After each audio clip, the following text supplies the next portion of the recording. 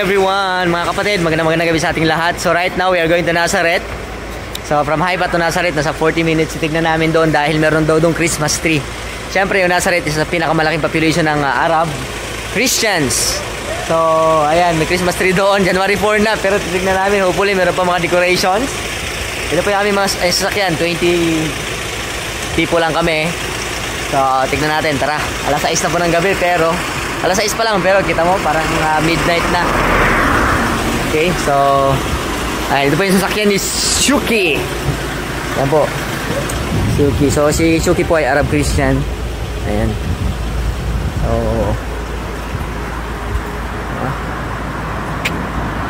VIP car. Oh, let's go. Our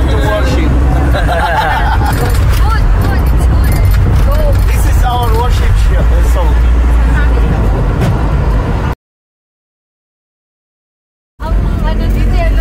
So po, dito na po kami sa bundok. First destination namin bago kami pumunta ng Nazareth, mga kapatid. So hindi ko lang kung nakikita nyo ako, madilim. So we're here in Mount Precipice. So we're going to see the panoramic view of Nazareth in the evening, mga kapatid. So madilim. Ayan.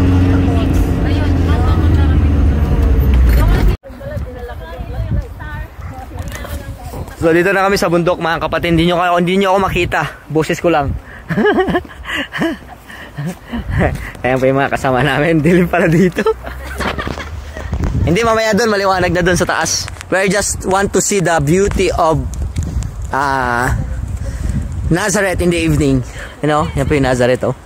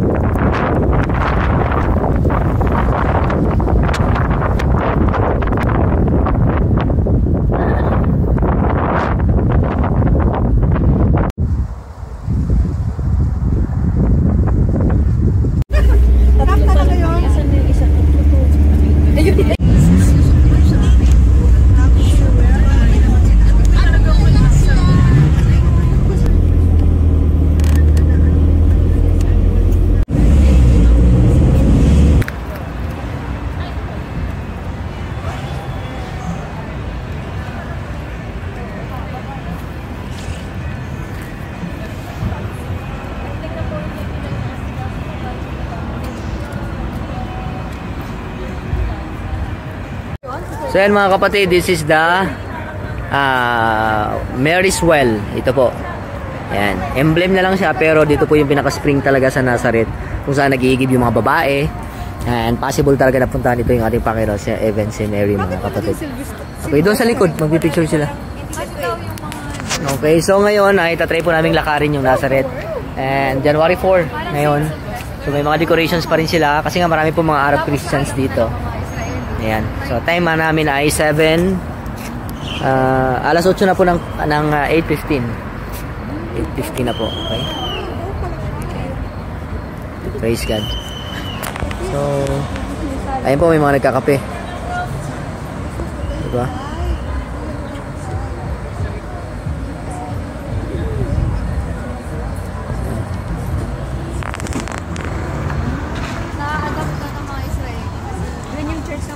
So,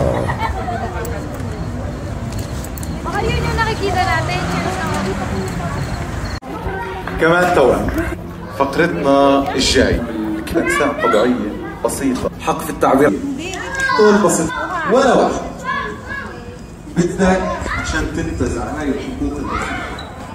للأسف الشديد هاي سياسي مركب.